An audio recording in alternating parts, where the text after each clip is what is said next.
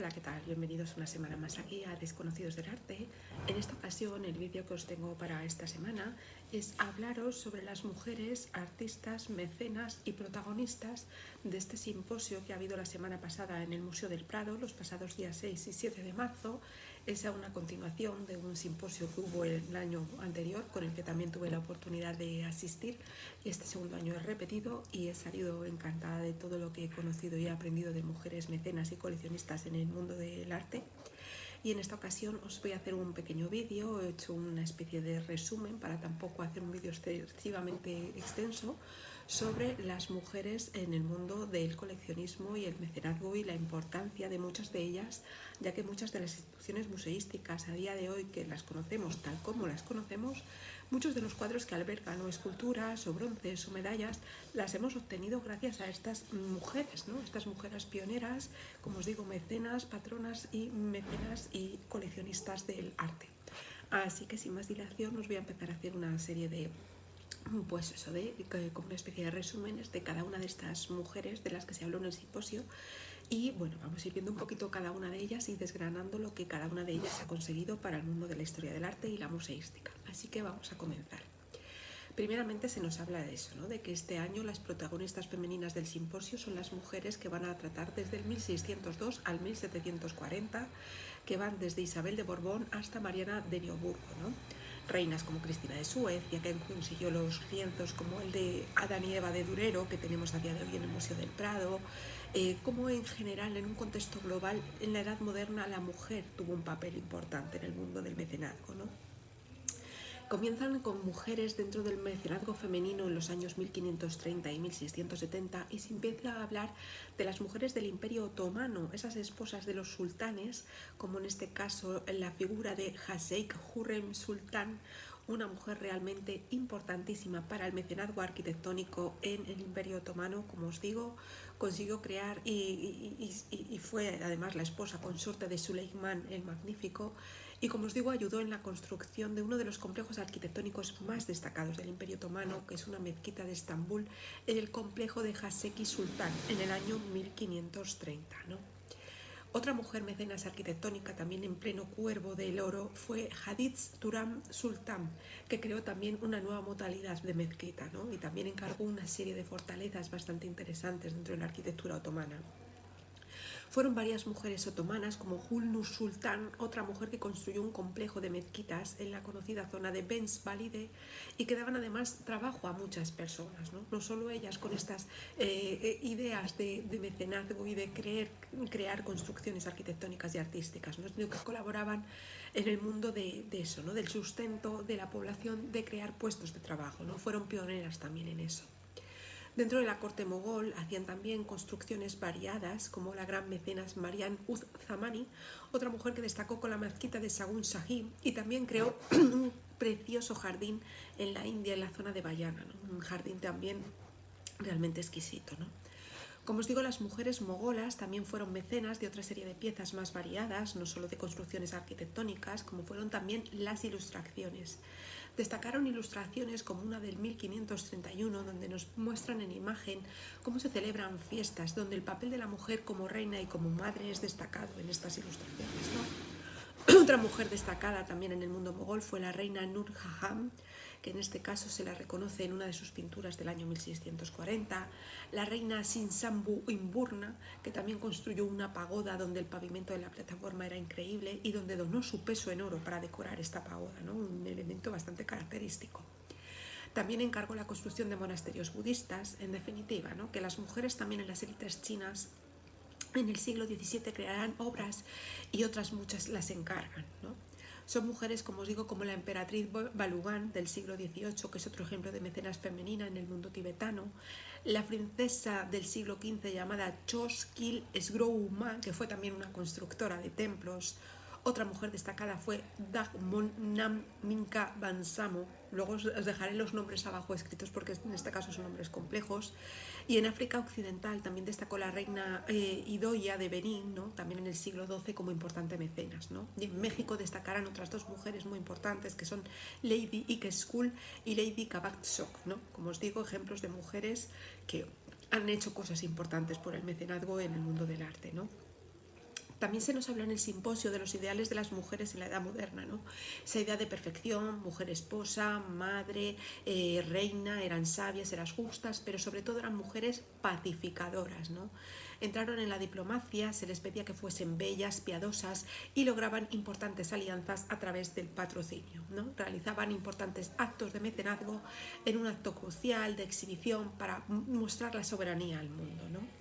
Por ejemplo, María Antonieta fue una gran mecenas, ¿no? Pero sin duda el papel destacado en esta edad moderna que podemos dar con más detalles es el de María Tudor, otro ejemplo de mujer mecenas muy importante y reina que a través de su vestimenta reforzaba esa autoridad y esa identidad de mujer, ¿no? Esas joyas que eran regalos que le hacían y eran símbolo de poder, ¿no? Tenían que realizar importantes rituales, ¿no? Durante la época y el tiempo que estaban ellas dentro de la realeza, ¿no? Sus nacimientos, bodas, coronaciones, su papel como madre nuevamente y su funeral, ¿no? Todo eso se representaba para darlas a conocer, ¿no? Las mujeres de la casa de Habsburgo y sus retratos son también un ejemplo, ¿no? De esa importancia que tenían las mujeres en esta edad moderna. Las reinas eran veneradas en esos retratos, ¿no? En África, por ejemplo, destaca la figura de lo que llaman ellos el Iyoba, que eran unas esculturas donde representaban a mujeres poderosas, mujeres, en este caso su ideal de mujer, ¿no? Representaban en unas pequeñas esculturas en lo que eran las cabezas, estaban hechas en bronce y eran lo que se conoce, como os digo, como Iyobas, que eran también dentro del África, del arte cortesano africano, eran un ejemplo pues eso, de figura y de representación femenina, ¿no? Como os digo, el poder del mecenazgo, el patrocinio femenino, ese mecenazgo político que llevaban a cabo, ¿no? Era además un mecenazgo educativo, cultural y religioso, ¿no? Suponía además un coste económico para las reinas, ¿no? Estas finanzas y que ellas tenían que, digamos, tener su propio presupuesto y que debían regir y saber manejar, ¿no? Es una cosa que a día de hoy todavía se está estudiando, ¿no? Lo que es esas finanzas de las reinas. Pero ya si nos centramos en lo que es en el Museo del Prado y en el Prado femenino, durante este segundo simposio de este año se ha hablado del año 1451 al 1633, con promotoras artísticas de las colecciones del propio Museo del Prado, ¿no?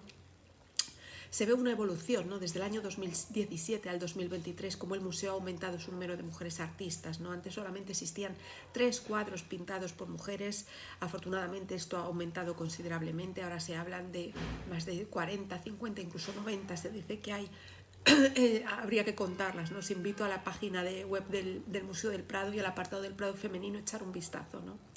Pero como os digo, se han cambiado las cartelas de los cuadros, ahora se las nombra a ellas como mecenas, ¿no? Y se las cita como tal. Pero en nuestro Museo del Prado destacarán sobre todo 4 mujeres que son en las que nos vamos a centrar, que son Isabel de Borbón, Mariana de Austria, María Luisa de Orleans y Mariana de Neuburg. Como os decía, estas mujeres son realmente importantes y el legado histórico y político que nos han dejado estas 4 reinas en España va durante el siglo XVII, desde el año 1621 al año 1700, es realmente destacado, ¿no? Como os digo, Isabel de Borbón, para ponerlas un poquito en situación, aunque estoy segura que las conocéis, reina de España desde 1621 a 1644, esposa de Felipe IV, fue un válido femenino de gran poder, ¿no? Fue madre del príncipe Baltasar Carlos y de María Teresa de Austria. Mariana de Austria, otra reina de España desde 1634 a 1648, fue archiduquesa y su imagen destaca dentro del protagonismo cultural, ¿no? La futura madre de Carlos II fue también además madre de Margarita de Austria. María Luisa de Orleans, otra mujer que nació en 1662 y fue reina consorte de España entre 1679 y 1689, casada con Carlos II, ¿no? Y su identidad francesa que causaría malestar o problemas en nuestro reinado, no en España. Y por último, la figura de Mariana de Neuburgo, ¿no? Otra reina consorte casada con Carlos II, que también trajo influencias a España. Reinó de 1690 a 1700, fallecerá en 1740, quedará viuda, exiliará, volverá a la corte, vivió en Bayona durante más de 3 décadas y, pues como os digo, ¿no? Todas ellas juntas, junto con otras mujeres coleccionistas, debían cumplir una serie de pautas, ¿no? Unas pautas generales.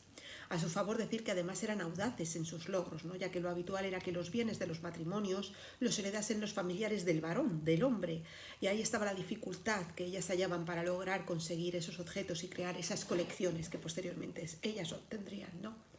El estilo devoto, ¿no? Es el concepto y la base de todas las mecenas femeninas. Deberían coleccionar un arte piadoso, no buscaban impresionar, buscaban colecciones sencillas, composiciones neutras. Otro ejemplo de mujer artista que cumplía estos requisitos pues fue la religiosa Plautila Agnelli, ¿no? Otra artista del siglo XVI, una mujer que vivirá en un monasterio y que allí realizaba sus obras, ¿no? Destaca la Última Cena con objetos propios importados del propio convento, ¿no? Queda por tanto demostrado que las mujeres también de clausura también podían pintar y que lo hacían bien, como es el caso de Plautila Agnelli, ¿no? Pero como os digo, las colecciones de las mujeres estaban diseñadas para ser vistas, para dar conversación, ¿no? Hay que verlas como una herramienta dentro del lenguaje social, ¿no? Pero sin duda otra mujer que habría que destacar es Catalina de Medici en el siglo XVI, otro gran ejemplo de mujer mecenas. Consiguió reunir más de 531 retratos sobre papel, tenía objetos y piezas variadísimas y estaban guardadas en una cámara privada, encargaba retratos de familia, retratos de sus hijos. Ella, al vivir lejos mientras gobernaba, necesitaba fortalecer esa figura de mujer y madre, ¿no? Y a través de estos dibujos ese refuerzo lo lograba, ¿no? Las madres merecían ese respeto, esa admiración y en ocasiones incluso cierta similitud con la imagen de la Virgen y el Niño se podía dar en ciertas ocasiones, ¿no? Para entendernos. Otra mujer destacada, Isabela d'Este. Isabela d'Este también fue una gran coleccionista de medallas, de joyas, de esculturas. Tenía incluso un cupido de Praxíteles dentro de su colección, ¿no? Compitió con hombres para obtener piezas importantes, dependía de una red de contactos, aprendió latín y se convirtió en una mujer de autoridad en el mundo del mecenazgo, ¿no? Era una coleccionista castra. Sus familiares incluso la pedían consejo a la hora de conseguir piezas, ¿no? Rompió con el decoro a la hora de conseguir objetos artísticos y su corte en Mantua fue muy visitada, ¿no? Tenía importantes obras alegóricas y muchas personas se reunían y conversaban sobre su gran colección. Otra figura destacada, Eleonora de Toledo, también duquesa de Medici desde 1522 a 1562, se encargó de la decoración del Groteschi de la Sala Verde del Palacio Vecchio, ¿no? Una duquesa que encargó esta decoración al artista Ridolfo Ghirlandaio, una mujer mecenas que nuevamente se alía con la gobernanza, ¿no? Siendo por tanto su labor de coleccionista una herramienta arriesgada, ¿no? A la hora de esas gobernanzas. Lavinia Fontana, otra artista que todos adoramos, recalca y retrata a diferentes académicos, hace retratos, incluso hay un autorretrato de ella que es realmente fascinante, donde podemos ver al artista en un lugar que no parecía un taller. Hay estanterías llenas de esculturas, de libros, se da uso casto a esas esculturas, pero también ella realizará y va a potenciar la pintura de mitología clásica, ¿no? Las pinturas eróticas. Como curiosidad, deciros también que había prostitutas adineradas y cortesanas que también eran grandes coleccionistas de arte. Querían adornar sus locales de trabajo y era una manera también de declarar su autonomía, ¿no? Esa autonomía femenina, ¿no? Y era algo que tenían en común tanto las mujeres de la nobleza como estas mujeres de la baja sociedad, ¿no? La reina Henrietta María, también una mujer coleccionista destacada, con obras como Un Baco y Ariadna que hizo Guido Reni, ¿no? Es una obra también preciosa y que se tuvo que analizar para ver si se podía admirar o no, ¿no? En ese momento. Y coleccionaba iconografía católica. En definitiva, mujeres del siglo XVI y XVII que participan en el coleccionismo, permitiéndolas dar voz en los espacios de la corte, ¿no? Adentrando también a esas imágenes eróticas a las que antes no se les tenía permitido entrar y que ahora, junto con mujeres de clase inferior, pues se unían y tenían eso en común, ¿no? Hacían así declaraciones deliberadas y gracias a estas colecciones de pinturas eróticas se podía dar un poco de, como se dice, ¿no? De voz a estas mujeres, ¿no? Otra mujer importante, pues Mariana de Austria, ¿no? Su retrato como madre, su linaje, madre de Carlos II, vestida de viuda, en pie, retratada, como os digo, como reina madre, subordinada a su hijo. Posteriormente se la retrató sentada. Hay un retrato precioso de obra de Juan de Carreño que está en el Museo Diocesano de Arte Sacro de Vitoria, donde se puede ver este retrato de Mariana de Austria, que es espectacular. También fue retratada por Claudio Coello, el pintor de cámara de su hijo, a lo monjil, ¿no? Ya a lo viuda de Felipe IV, ¿no? Igual que la retrató posteriormente otra serie de artistas, pero sobre todo ya quitándole antes de ese momento de viudedad, un retrato que destacó, que hizo el yerno de Velázquez, un retrato de Juan Bautista Martínez del Mazo, ¿no? Donde nos presenta una Mariana de Austria sentada con un vestido rojo, con el pelo suelto, enjollada, con una imagen de semblante serio, ¿no? Plasmando su imagen como reina de la ciudad de Madrid, ¿no? Realmente fascinante, ¿no? Y otra mujer destacada, Isabel de Borbón. Isabel de Borbón también se la comparará con mujeres relevantes, como con Isabel I de Castilla, Isabel la Católica, ¿no? Por sus actos religiosos. Hay una configuración de la imagen de reina con ese retrato ecuestre de Isabel de Borbón a caballo pintada por Velázquez, ¿no? Donde la dualidad del poder político y de beatificación, ¿no? Como misionera y como santa, con colecciones de obras pías, ¿no? Ascendía antes de Felipe IV, ¿no? Encargó libros de devoción para el Palacio del Buen Retiro, encargó la obra de la Parábola de la Cizaña, que es una obra de Pedro de Oriente, que también, por esas disputas que se decían que ella podía tener con el duque de Olivares, ¿no? Con el conde duque de Olivares. Pero hay un sentimiento ya de la devoción femenina, ¿no? Destaca también el inventario de pinturas de Felipe IV, donde se demuestra cómo obras de Margarita de Austria y otras pinturas heredadas son ya parte de la colección propia de Isabel de Borbón, ¿no? Únicamente pertenecerá a Felipe IV un Cristo crucificado que se encuentra en el oratorio de la reina Isabel de Borbón, ¿no? Será el historiador Julián Gallego el que confirma que Isabel de Borbón es la que solicita el cuadro de la coronación de la Virgen del Greco, ¿no? Un cuadro con forma de corazón aluciendo a ese corazón de Cristo, ¿no?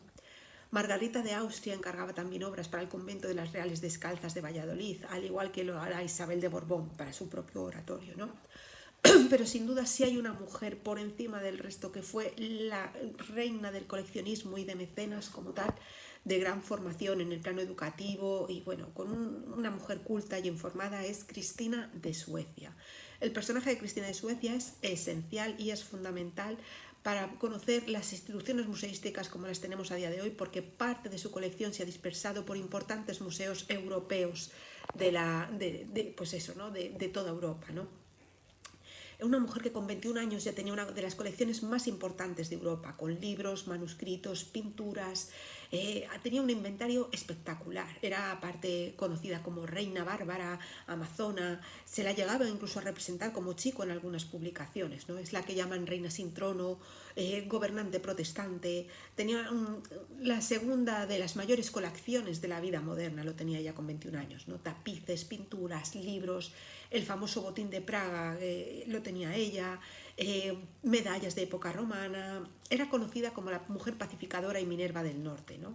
Su inventario en 1652 nos habla de más de 770 cuadros con encargos y adquisiciones. Contrataba diplomáticos y aficionados que adquirían obras de arte para ella, ¿no?